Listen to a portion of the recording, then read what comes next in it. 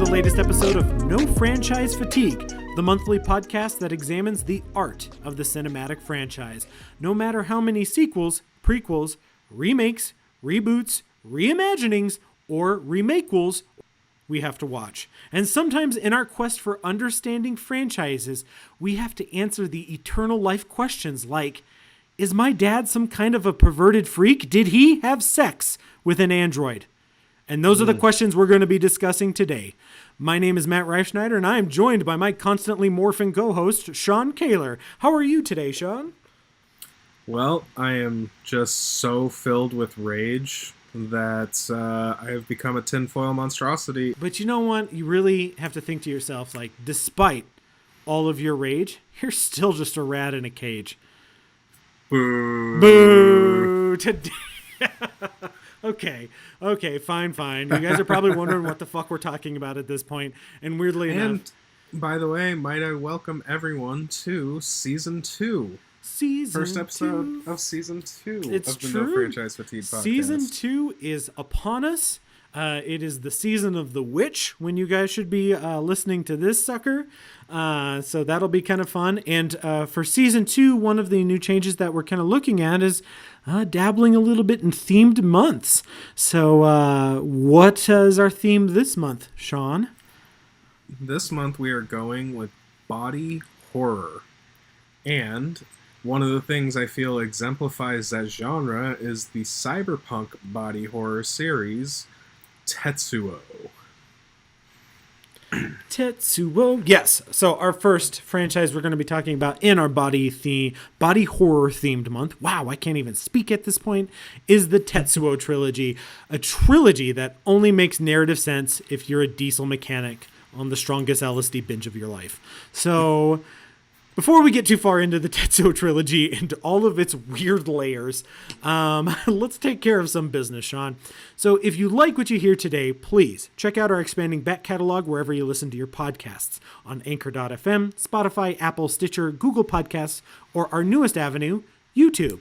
Check out our other series, Good, Bad, Weird, Wild, Fatigued But Not Forgotten, and For Your Lists Only, for all of your weird cinematic analysis needs.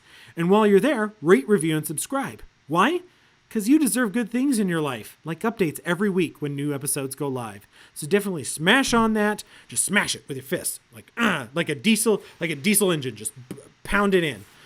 Smash on that like button and subscribe to us too. Also on YouTube. I mean, I'm not a huge YouTube user, so I'm not even sure how to subscribe. I know there's a bell involved, Sean. Yes, subscribe, click that bell, and you will be notified of... You'll actually be notified when we upload new episodes. Feel free to throw a thumbs up or a comment in there too. It helps with the algorithm, and it is another avenue of discussion, which I'm a big fan of. Yeah, we want to talk with you guys, and we'll get into a little bit more of that later on at the end of this episode. But we need to talk about Tetsuo, Sean. Mm-hmm. And I know this is one of... is it a favorite franchise? Is it like, I don't know. Is that like a weird remake of We Need to Talk About Kevin? Oh my God. If we could get Tilda Swinton inside of a Tetsuo movie, I would fucking die. Yes, please. She'd be game too. Oh, she would totally be game. And they would probably get like, I don't know, Bong Joon-ho to direct it or something like that. And it would just be incredible. Wow. Well, we're going to start off this by pitching sequels and remakes. I know. Which I don't fully feel it needs. I'm actually a huge fan of these movies myself, but we should start at the beginning, which is, of course, Tetsuo the Iron Man. So, Tetsuo, in and of itself, I believe means Iron Man. And basically, what we got here is... businessman, salaryman is what they call him in Japan. Sorry. Salaryman is not paying attention while driving on the road and runs down a metal fetishist, which is what he is credited as, and what that is someone who cuts open their body and inserts metal rods, apparently. Not a lot in this movie is explained. A lot of stuff's thrown at the wall here, so this is going to be a very sparse synopsis. But as the guilt of that overtakes him, he starts to become and see around him metal monstrosities. When he's suddenly confronted by the metal fetishist again, the metal fetishist tells him that they want to combine their power, their bodies, their forces, and turn the whole world to rust. And that's basically what they do. They turn into a giant metal ball and turn the world to metal and subsequently rust. It's an apocalyptic kind of film, which makes it very weird that it's the first of a trilogy, but we'll get there. Oh, that's just the start of that, man. That's like not even for So I think the first thing that anyone hearing that synopsis is going to pick up on is these are deeply surreal movies. Yes, very surrealistic. Now, it's interesting because I know you have a love for this franchise. It's not a love that I've necessarily shared. This is definitely your pitch for this month. I totally agree with it, particularly because you and I had the benefit of actually digging into the new Shinya Tsukamoto box set that Arrow Video released for a review over on bloodbrothersfilm.com. And so we got to dig into this and write a little bit about it. And it was kind of my first time revisiting this trilogy, or the first two films, in a long time. I had never seen the third film going into it, and we'll get into that in a second. But it was weird because I watched it in college, and I remember thinking, oh, like this is like art house meets grindhouse, right? And this is where this kind of exists. And I remember just not being like in love with this movie. But I'll admit, I've now watched it like 3 times this year. 3.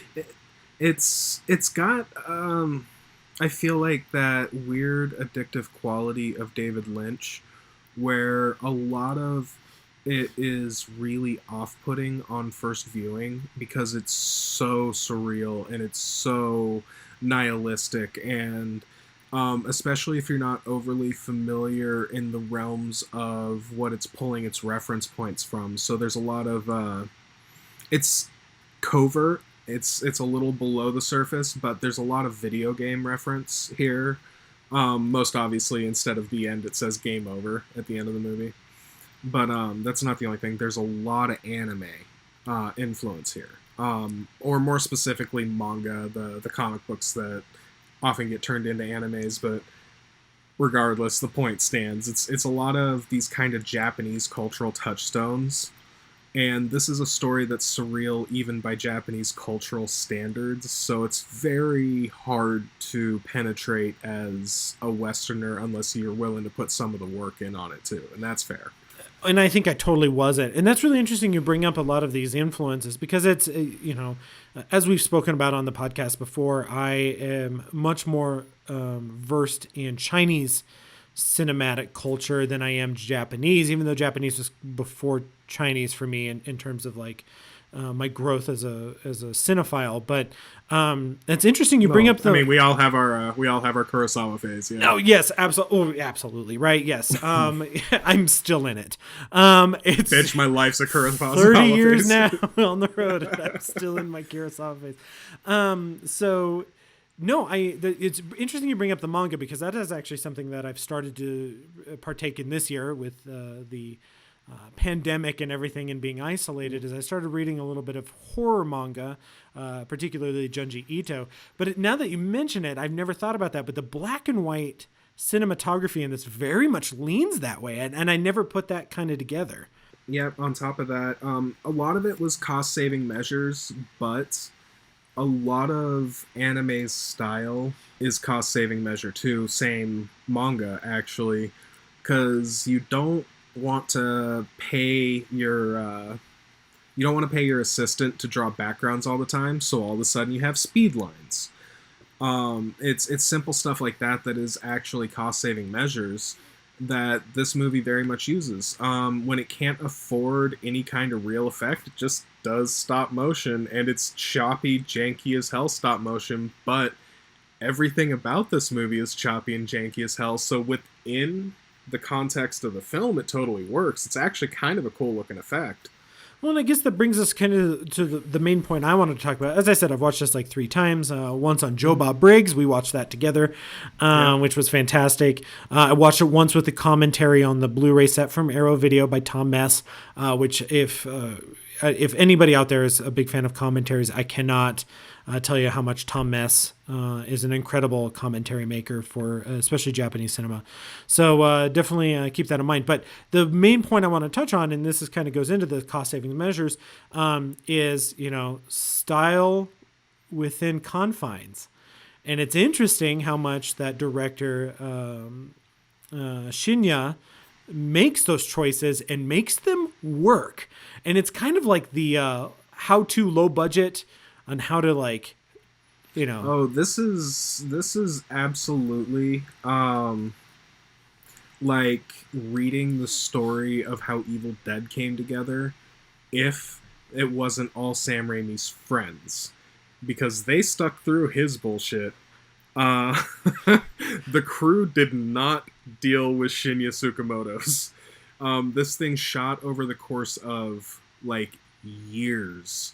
And on top of that, it also, by the end of it, had shed everybody. Tomoro Taguchi and Shinya Tsukamoto were famously passing a handheld camera back and forth to get the final shots for the finale of this movie. They were literally the only people left. And it's kind of stories like that make this franchise fascinating, particularly to start off. And I mean, I know that this film won awards when it kind of came out. When it first came out, a lot of like midnight shock cinema awards, right? Yeah, but I mean, even like I think it was like one of the. It wasn't Fantastic Fest, something to that effect. It won for Fanta Festival. Fanta Festival, that's the one, yes. Won Best Picture there, things like that. It kind of, I know in Tom Mess's commentary, he talks a little bit about how this was part of kind of a new wave of Japanese art house cinema that was putting Japan back on the map in terms of international cinema again. Because in the 80s, the V cinema kind of dragged everything down, even though all of these people, including Shinya, certainly got their influences in the V cinema realm. But the early 90s, this is also what brought us Takeshi Miike, which someday we will tackle. And Beat Takashi was part of this. Beat Takashi was his first directorial debut was 1989, along with this movie. Beat Takeshi's non-comedic career started in this area. For sure, yeah. Obviously, 70s and 80s, he was a comedian and all that stuff. Right. And then his first directorial is Violent Cop, which is like completely against. It's incredible. So yeah, this movie kind of came out to a little bit of critical acclaim at the time. I know on Rotten Tomatoes it only has currently a 79% with an audience rating of 76, but that's not shocking, particularly for a movie that's artsy grindhouse. If I'm frank, if you, like I kind of alluded to a second ago, but if you're not willing to put the work in, and I don't mean that insultingly, because this is a lot of movie for 70 minutes. Yeah. Yeah, if you're not willing to put that in, it's impenetrable, frankly, this movie. Yeah, I can totally see it. So, and 76% on Rotten Tomato from critics for a movie with a giant penis drill. Oh man, does it ever? And so, which also presents actually, touching on the theming a little bit, I think this is kind of a good thing. Is not only is this a very, very cyberpunk movie in kind of a weird sense, not in the same sense as, say, a RoboCop or a Johnny Mnemonic, but... Johnny Mnemonic, I feel like, pulls from this movie at times. Come on. It does, actually. I do think that. Speaking of Takeshi Kitano. But,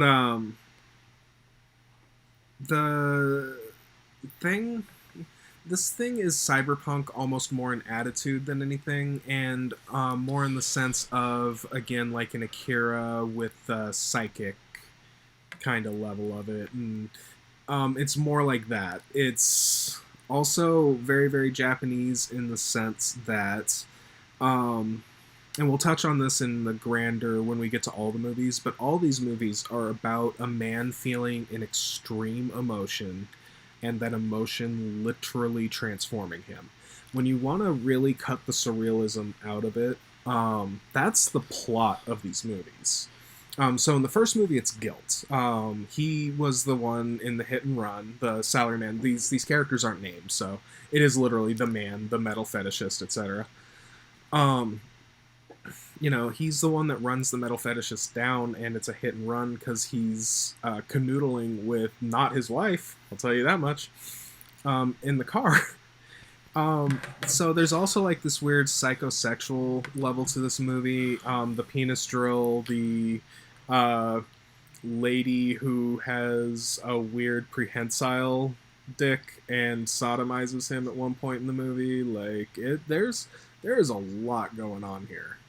There is a ton, and I think the main point, that I want to make about this movie for people who haven't seen it is that this is a movie that's an assault movie, and not like an assault like, in any almost negative way, but it's an assault on your visual senses, on your auditory senses. As a viewer, you're assaulted by this movie because it is harsh. The black and white cinematography is harsh. The soundtrack is like a mixture of like mechanical noises and punk music, and at times you can't even tell the difference between the two.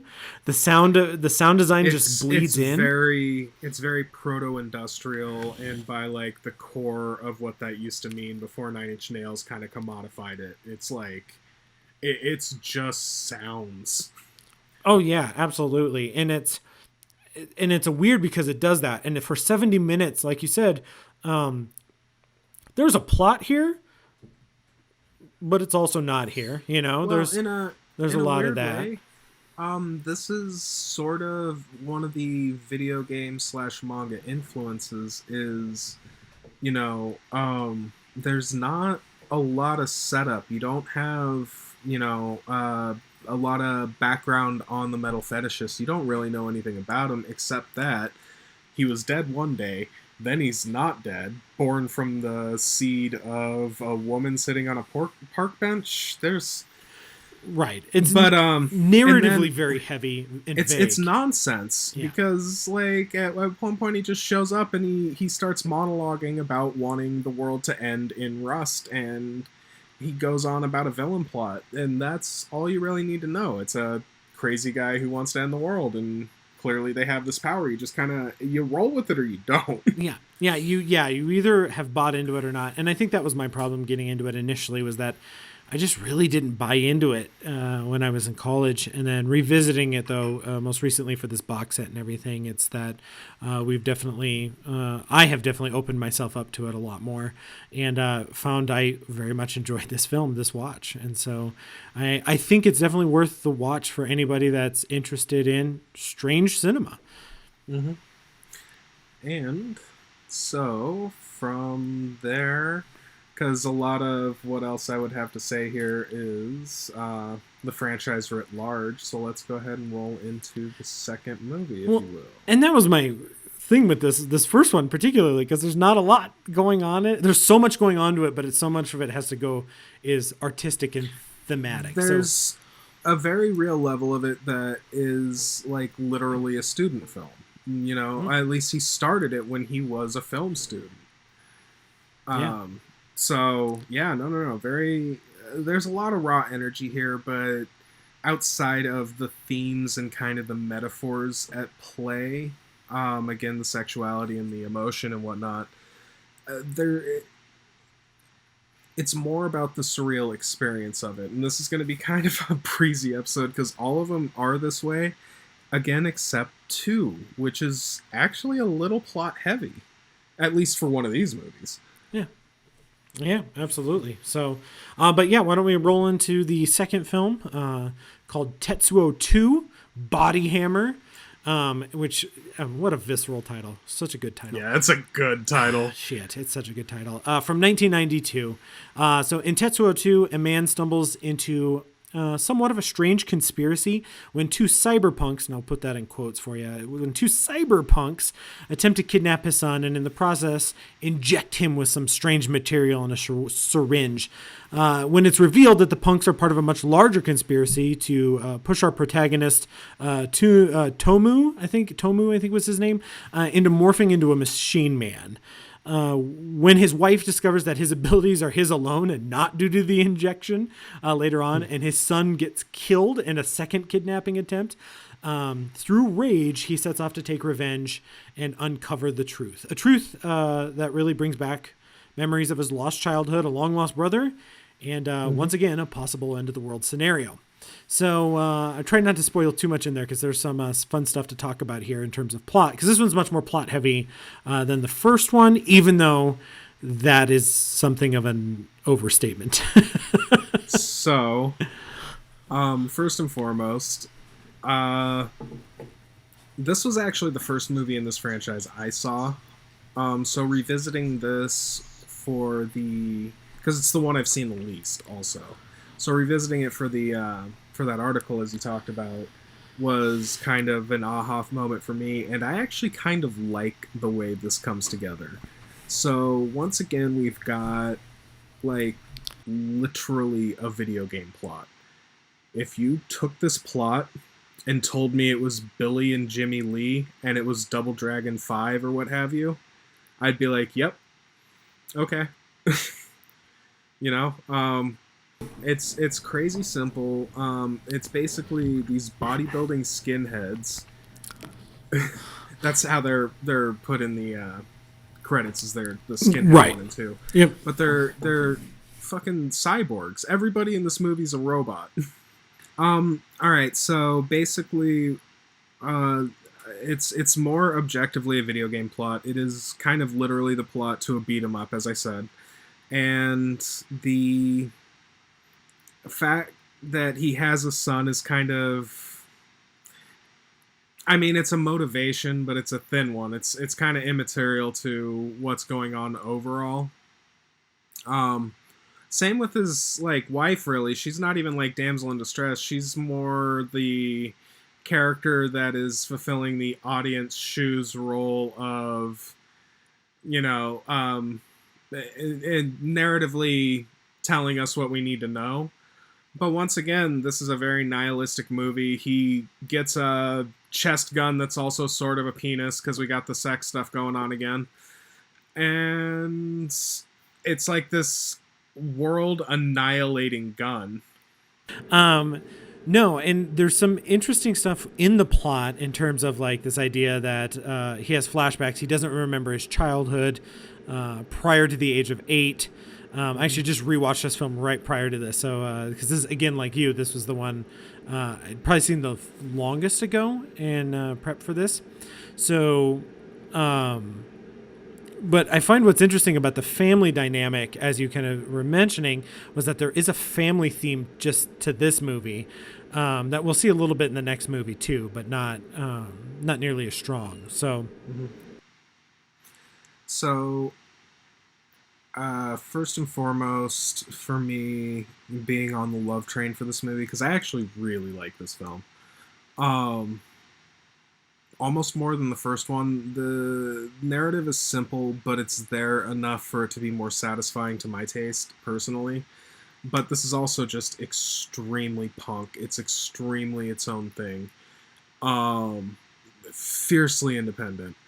And I love just the visual style. The skinheads look cool with their long black trench coats. The machinery, once it starts showing up, looks cool. As cool as 1992 Japanese prosthetics look, anyway, because right. They were always about a decade behind us on that kind of stuff. I think there's just a lot here to like. It's a visual treat. The color palette's good. It's interesting. A lot of industrial. You know, I mean, this is still very cyberpunk. It's still very warehouses and wires and shit hanging everywhere, and you know, it's got all those trappings, but, you know, that's an aesthetic I'm into, so. And it's interesting that the movie starts off very domestic.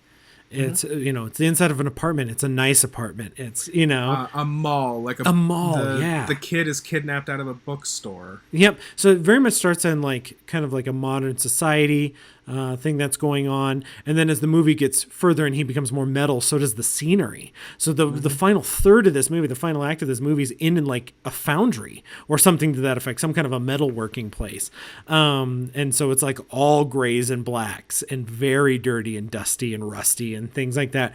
So it's interesting because you get to see as his psyche kind of breaks down and he becomes a metal monster, so does the scenery around him. And I think that's kind of a cool parallel in this film that the other ones you don't even get to see as staunchly as you do in this one. So I like that the metal fetishist is back. It's a completely different character. This is a completely different scenario. This is a very common thing for Japanese film and even series, kind of season to season, or you have different takes on the same material. It's a very common way to go, and in that sense, this is still very much a cyberpunk industrial vision, as I've kind of said way too many times. But he gets to reuse characters because of that. It doesn't matter that the first movie ended in the apocalypse. He's bringing the metal fetishist back. Although it's a different take on that too. He basically just wanted to be in his own movie again. Right. And he's a brother. It's his brother, right? And you get this whole like flashback about his brother and the sibling rivalry, and there's like this weird metal heart in that sequence and whatnot. The flashback itself is cool very when strange. You realize the syringe has nothing to do with anything because his chest is metal. Yeah. His wife discovers the syringe never actually went into him or anything like that. Yep. So, it makes for an interesting movie. Again, as you mentioned, the visuals are really cool. Obviously, this one's in color. It's not black and white like the original one. And yet, like a lot of Tsukamoto's films, the color's very desaturated. So, as I mentioned, even by the end of it, it's pretty much black and white. It might as well be black and white throughout this film. So what do you think of, because I even should have mentioned in the first movie, the transformation effect gets the job across, but I wasn't being flippant when I said tinfoil. That's ultimately what it is. What do you think of the transformation effect in this one? Because they obviously actually have prosthetics this time. Right. Obviously the money's there or whatever, but I think it's really interesting that his choices, and the first one is like, I'm going to glue TV parts to a person, right? Like that's literally what he does. And then in this one, he gets to be a little even more artistic with it. So you get a little bit more shape stuff, and you get a little bit more so that he's not so much focused on like, say, the silhouette or the shape of things. He's a little bit more, less detail oriented with certain things, more detail oriented, enough so that he can do even less is more, which is weird to talk when you talk about this guy as a director, especially in his early career. Less is more. But the idea that somebody is an assassin with a gun in their hand in the opening sequence. Obviously Lee Winnell homaged, I'm going to put that in quotes, homaged that in Upgrade as a film. And it's not even the concept that's foreign to body horror. We're gonna touch on this man a little later this month, but even Cronenberg's own what is it, Existenz, has like biological guns and both Videodrome and Existenz. Oh, and that's right, Videodrome has a whole, that's actually a gun hidden inside the body, but it's still the same range. Yeah. Well, I was gonna say, and even the scene in that movie where he pulls out the gun becomes part of his hand, right. The tendrils go in and everything. Very cool sequence, but so you get a little bit of that, here. I think the designs here are even more artsy than they were before. The first time it's very much like creativity based on boundaries. Here it's like creativity. He has a little bit more money behind it. Obviously a crew.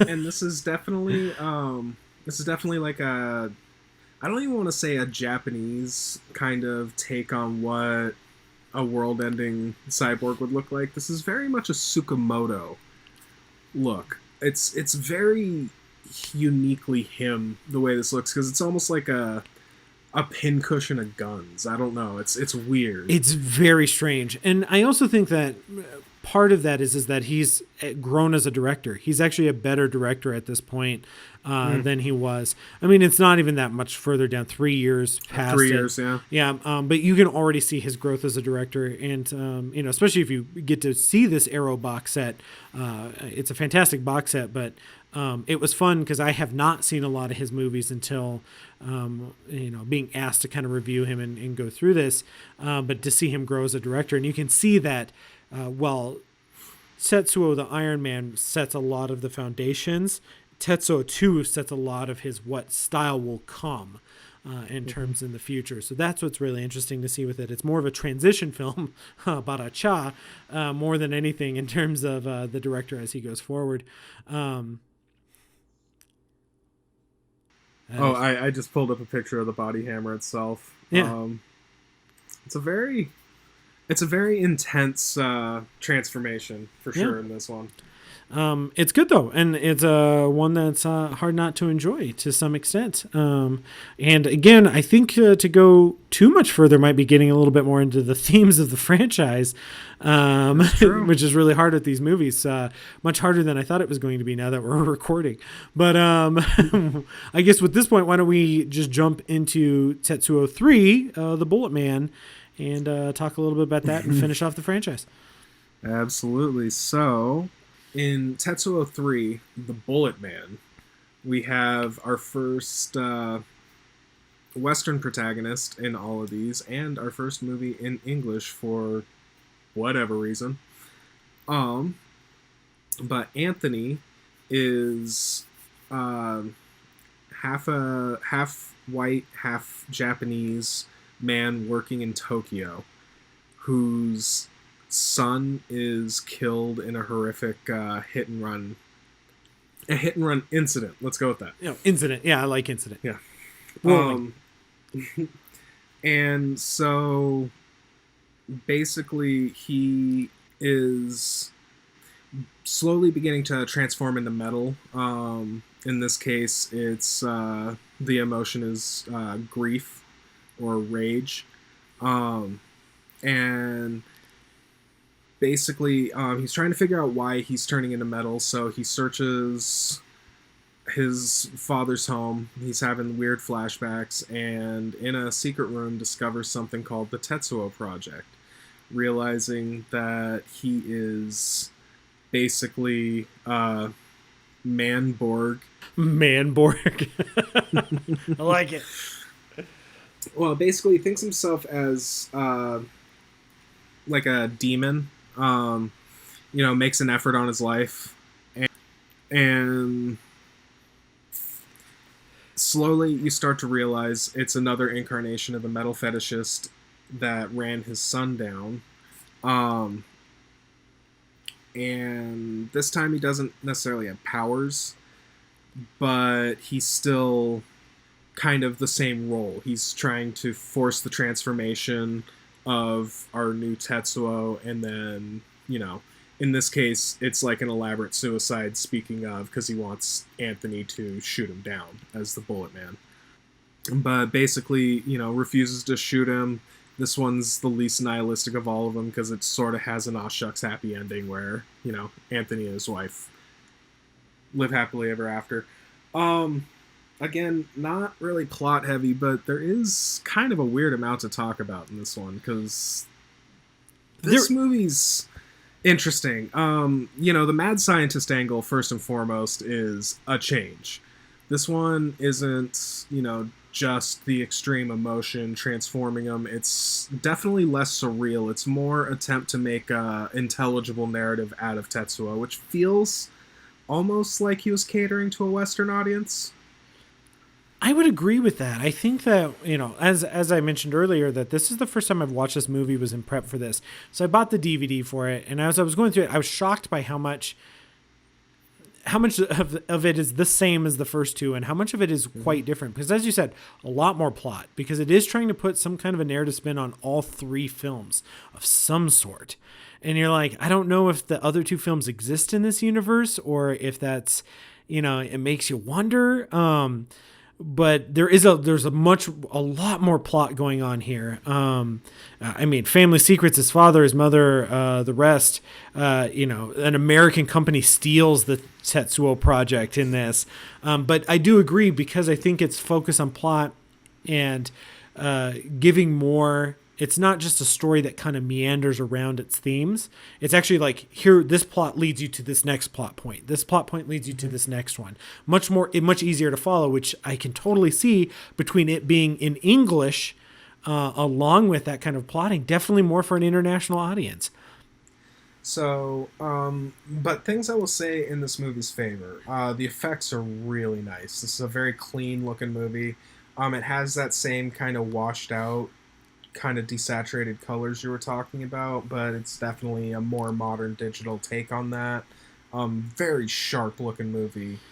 The prosthetics, and specifically the the Bullet Man itself, is so cool. I love the design in this. There's a lot of kind of stuff going on. There's a scene where he's walking through the house and he kind of tips his head in the door, and there's like mechanical kind of gun looking mechanism on the side of his face that literally cocks back as he walks in. And it has nothing to do with anything. It never shoots. It's nothing like that. It's just a visual detail that I really liked. Yeah, and going back to even your color comment about the desaturated color, yes, he does it once again here, but then he puts in these bursts. Because it's digital, he's able to put in bursts of color. So like there's this blue ball in a memory with his kid. The red blood in it is very bright red. He's able to do even stranger things with it, in terms of like popping these color things with it. All of the documents he finds about the Tetsuo project are written on parchment paper, which is just baffling to begin with, but they're like very yellow looking. The parchment feels yellow. So there's some interesting color pops that he does here, but no, there's a lot of visual stuff he does here. Again, I think he's got some money behind it. Obviously this is 2009, so we're talking much later now. He's got a little bit more of like, he's returning to his franchise. So I think there's a little bit of clout behind it too. It's not wildly uncommon for an older director to go back to a genre and come at it with more humanity. It's actually almost a story as old as time, which I don't think is a bad thing necessarily, save for the fact that Tetsuo, at least previously, is so predicated on being counterculture and punk and everything that I'm not saying it makes the kind of softer edge to this makes it a bad movie per se, but it makes it feel weird in sequence. Yeah, especially after the first two, because the first two very much have a darker, nihilistic kind of turn to it. This one is a little bit, even though it is stranger, and because of its plot, it's able to go stranger places at times. I mean, we have an entire assassin squad come after him at one point or another. So it's got a little bit there. Oh, and the action in this movie, like I said, part of the visuals and everything, the action's unimpeachable. Like, this is there's a lot of cool shit happening. Now, is it just me? I felt like maybe the shaky cam was even more so shaky in this one. And I don't know if it's because of the digital effects that it looks shakier. I felt like it was even shakier than in the first two. It's very much like an assault on your senses, right? There's a lot of shaky cam and weird Dutch angles going on. Here, I definitely feel like it might have even been more intense, which I wrote it. I made a note about that, but I don't know if that's actually like... Just he goes full green grass, and that's the era. It kind of makes sense. Oh yeah, absolutely. So no, that kind of makes sense there. So, but there's a lot more going on. A lot, like I said, he touches on family stuff in the second one. Here, he kind of fully leans into it with the wife and the kid. This is absolutely a family man, and I kind of was flippant about it in the synopsis, but like.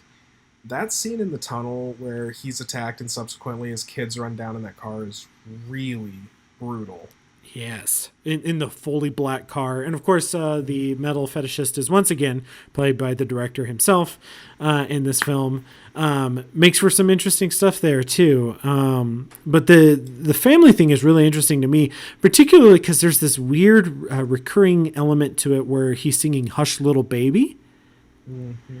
and like later on when he's like become this like mechanical monster, he still continues to sing that, and it's kind of this weird tonality thing that I really like in it, to have this giant mechanical bullet man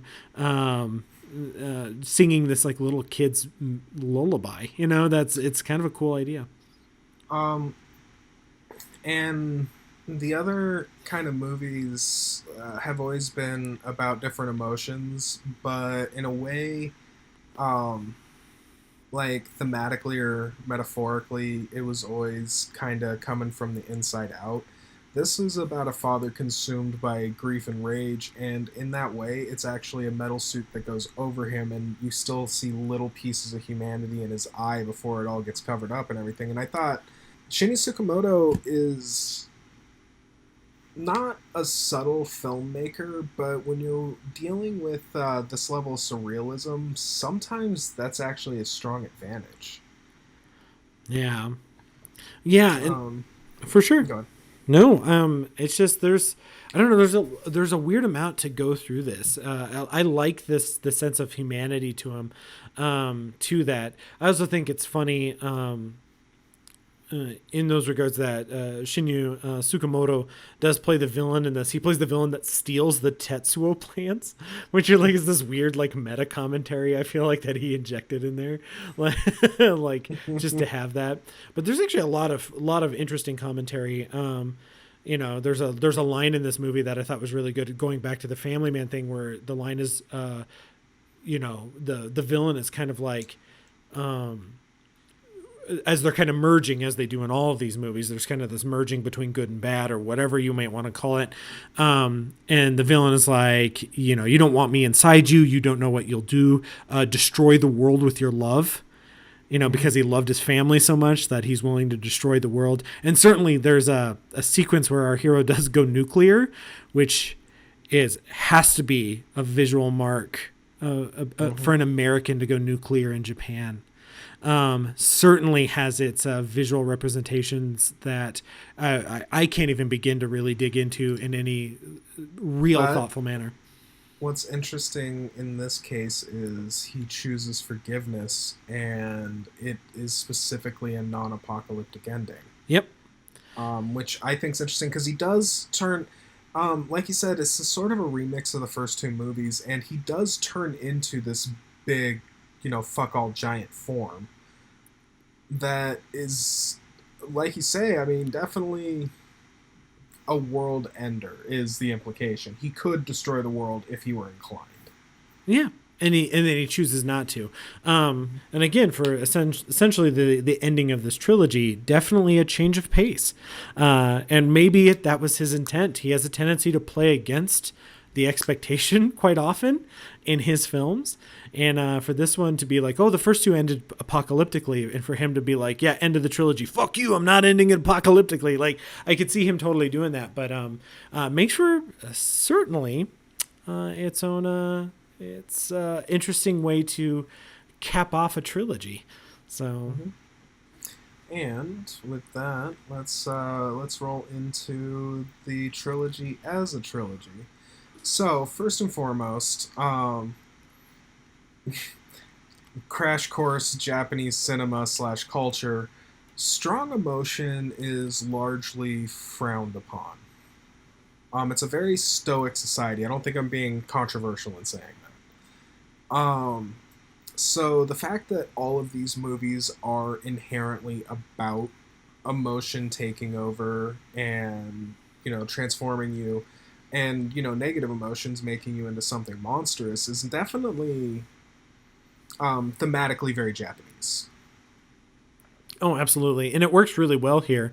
And partially because there is an emotional attachment to everything. Because even like the first film, you're like, oh, that's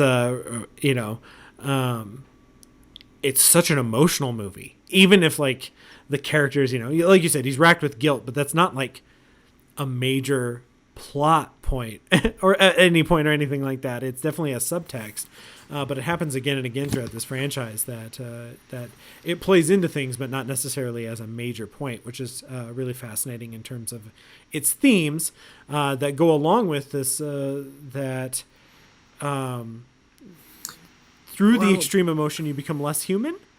yeah. And I think it's kind of interesting in that these all have, for lack of a better term, because it's a term that doesn't really mean anything, air quotes, but it's very punk. All of these movies, they're very counterculture. It's very kind of looking in the eyes of traditional narrative structure and traditional, oh shit, cinematography, effects work, just traditional anything, and being like, no, fuck you, we can do it for like $20. Yeah, $20 and a drill bit. So yeah, there's certainly a counterculture aspect to it, and it makes you wonder what especially because like if you think about it, 1989, this kind of boom of economic worldwide status, kind of being a counterculture to that. Like, are we losing ourselves to the modernization of society? To this, are we being told these things, and is that true?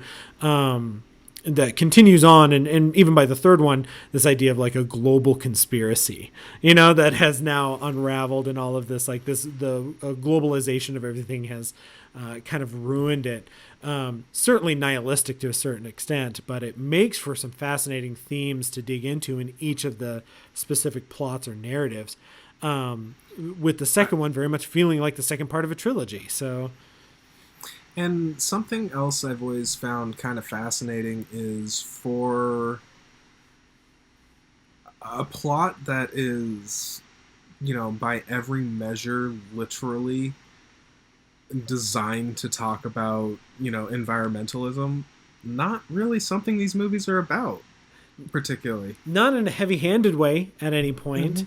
No. I mean, there's obviously an association with metal being apocalyptic and bad, but that's about as far as it goes into it. There's never like a fight versus nature per se. There's never nature overcoming or anything. Although you do get, like, at the end of the second one, is you have this kind of like coda at the very end of it where they're like, oh, look how peaceful everything is because there's no life left.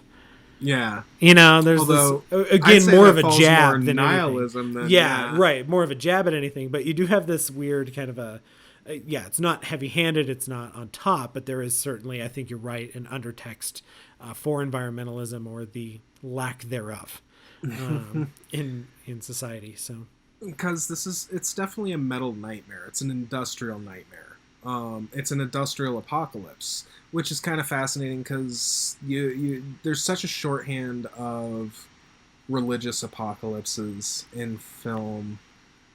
Even in Japanese film, when they deal with apocalypse, it's, some Shinto god, Orochi, something like that. And it's kind of fascinating that this is just very much a techno-apocalypse. Very cyberpunk. That's one of the kind of cyberpunk aspects of it, but it's still generally interesting. So, and maybe maybe you don't know this, maybe you do, but out of curiosity, I don't know much about cyberpunk as a movement, but would this have been like one of the cornerstones of this? I know it's more of an 80s thing overall, but I don't know, because 89 seems it might be late, but Akira would have been around this time too, and that's kind of considered a cornerstone of it. So the short answer is cyberpunk is actually a fairly recent stylistic movement because it could not possibly have predated the internet. Now, this movie has nothing to do with that side of cyberpunk, and this is still a classic cyberpunk classic. This has more to do with the Generation X disaffected, surreal, and kind of psychic industrial level of the cyberpunk movement. A lot of the visual cues are there as well.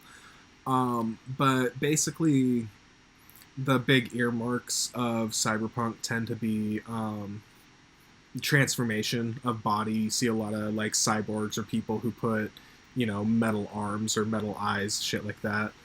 in cyberpunk, and this definitely falls in line with kind of that level of it, the body modification, the post-humanism, the transhumanism of it.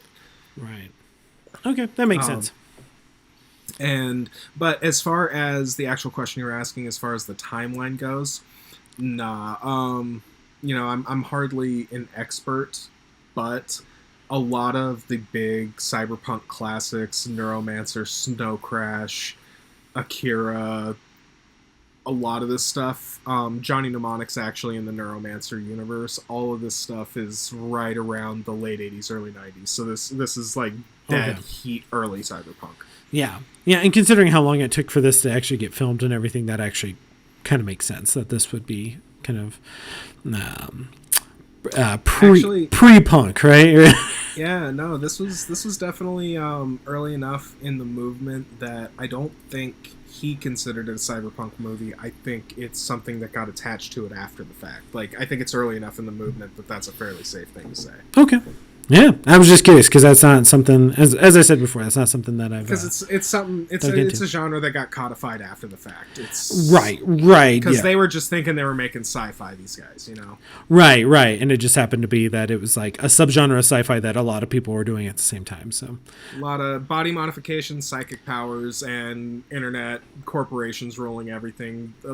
That's all like the benchmarks of that. Almost like a subgenre of dystopian future, from like the 70s and whatnot. Okay, yeah, no, that makes sense. Yeah, no, like I said in a previous episode, just think RoboCop. Yeah. Oh, for sure. Yeah. Any other themes or anything that you wanted to kind of chat about?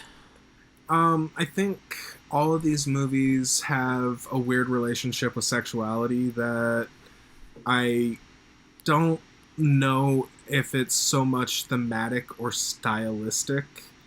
I know a lot of it's like uncomfortable and weird, and that's obviously the point, but it's not necessarily themed super well outside of the first one, because again, there's the deeply psychosexual level of he was canoodling with this other lady when he ran the guy down, and he's cheating and he's got a guilty heart for several reasons in that movie, for example.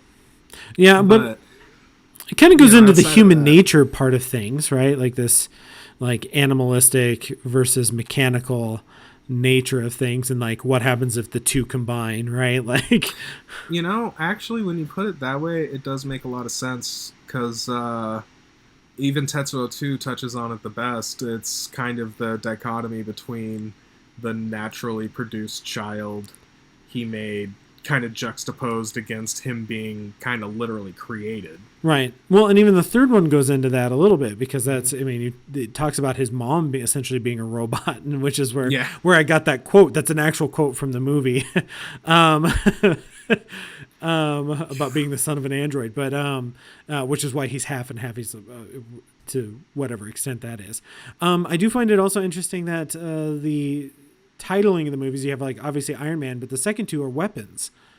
Mm-hmm. The titling Bullet Man, even though like Body Hammer, there's guns and things like it's almost like weaponry. So, and it's what the movies are called, and it's kind of the fan nickname for the transformed versions of these characters.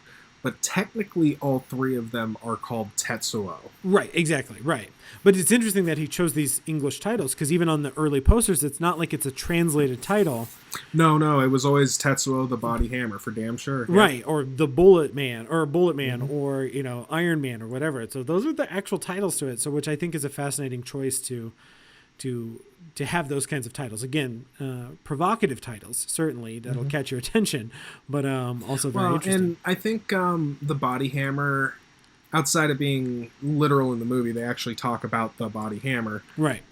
But I think it's also kind of meant to be slight commentary on gym culture, because they're also very much meatheads in the Gold's Gym sense of the word. Who get so obsessed with perfection they start adding, mechanical parts themselves, and they're we didn't touch on it and probably should have, and I'm not gonna bring it up at the 11th hour for full conversational effect, but it is worth noting the second one has a religious aspect to it too. I said it's a non-religious apocalypse, but it is like a weird cyber cult. It's a cult, yeah, aspect to it. But even like the third one, even though it's not a cult, there's certainly like an outside organization. Yeah, yeah, it's an Illuminati kind of thing. Yeah, for sure. That's in there too.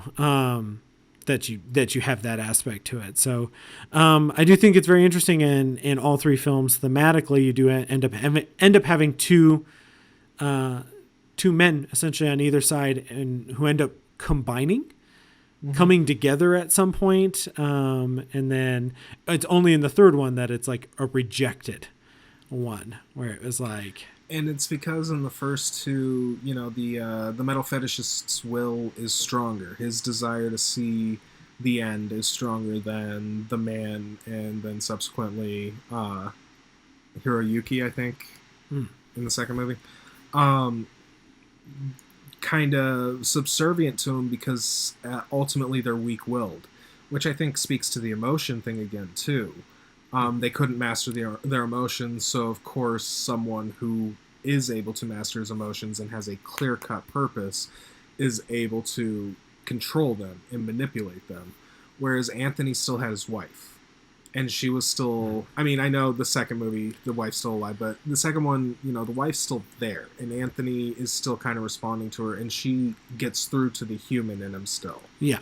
Which means in that one, the metal fetishist's will is not stronger than his love. And I think that's kind of... Because that's an emotion even the Japanese are like, no, love's cool.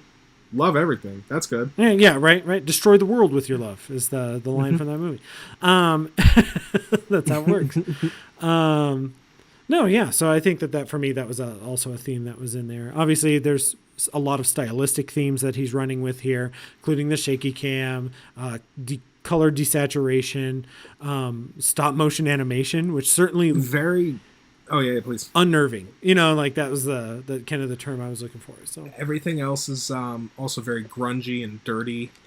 Again, third one kind of notwithstanding, that one's actually kind of like clean and sterile. Yeah. But the first two are just super grungy.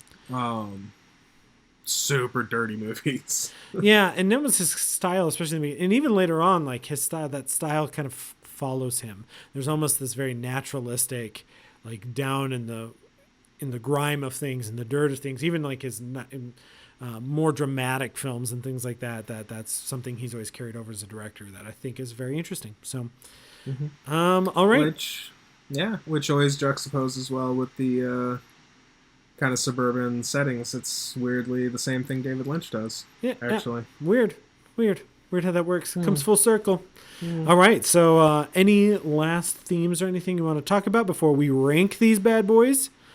No. I think we pretty well covered it. Nihilism, apocalyptic visions, and metal. Yeah. All things that I try to keep inside of my wallet. All right. So what's your ranking? It's a one-way ticket to midnight. Call it heavy metal. The heavy metal. I love it. So for me, I'm going to have to say Bullet Man, Iron Man, and then the best is Body Hammer.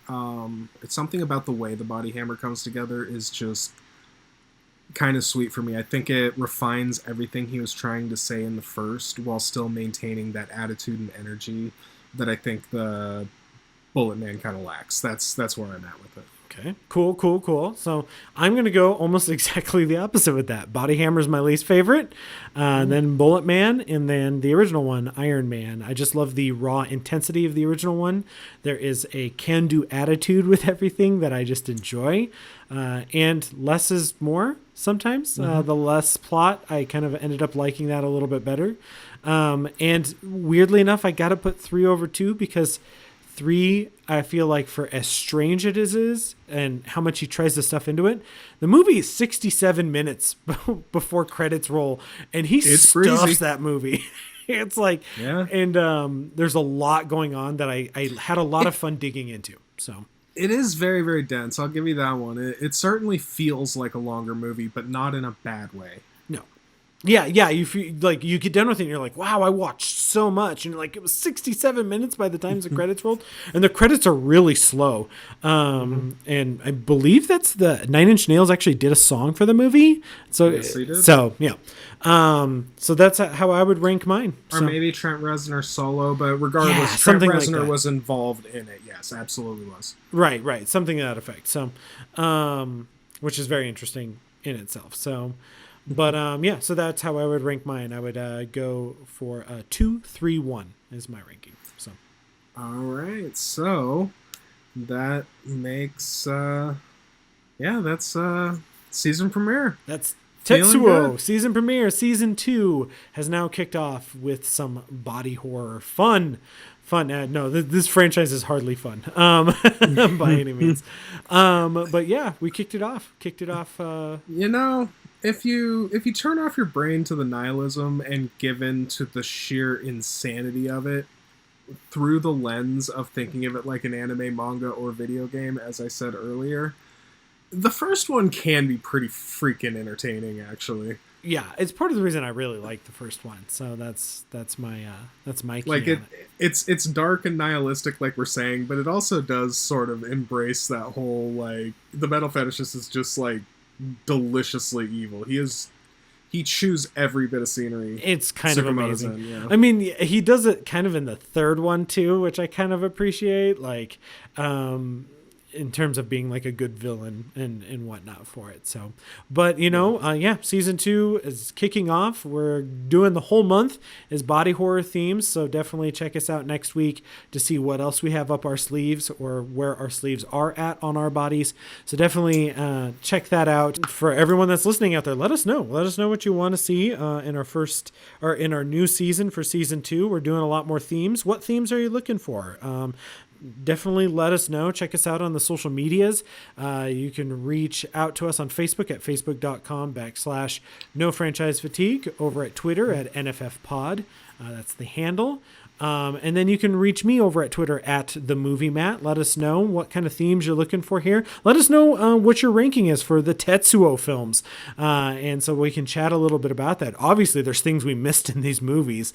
They're very dense material. So let us know. Chat with us online. We would like to hear what you have to say. Yeah, and you can always email me at nffpod.sean @gmail.com. Do you want to make a request? Do you want to make Matt's day and make me a very sad panda and demand a Giallo month? Do you just need that Italian mystery in your life? I am all about that. Or do you want to make my life terrible and do an evil doll month? Because I am not about that, but I know Sean is. He's been requesting Puppet Master since we started this damn podcast. So... for sure, let us know what you guys would like to see out there. Obviously, we are toying with formats. Fatigued but Not Forgotten is getting a little bit of a tweaked format, so definitely check that out. And we have a new series possibly premiering this month, so definitely keep your ears peeled for that. I don't know how you peel your ears, but I'm just going to run with it at this point. Hey, it's body horror month. It is body horror month to peel your ears. Yeah. Tetsuo, you don't even have ears. Turns out you just have pistons. So definitely, yeah. Just let us know what you guys are thinking, and then check us out next week. We got another episode coming your way, and then we've already planning out for the next couple months in advance. So if you want to get your suggestions in there, get them in now. Check us out there. Other than that, that's all I've got for Tetsuo. Hey, that's all I got for Tetsuo. Let's go turn the world to rust, my friend.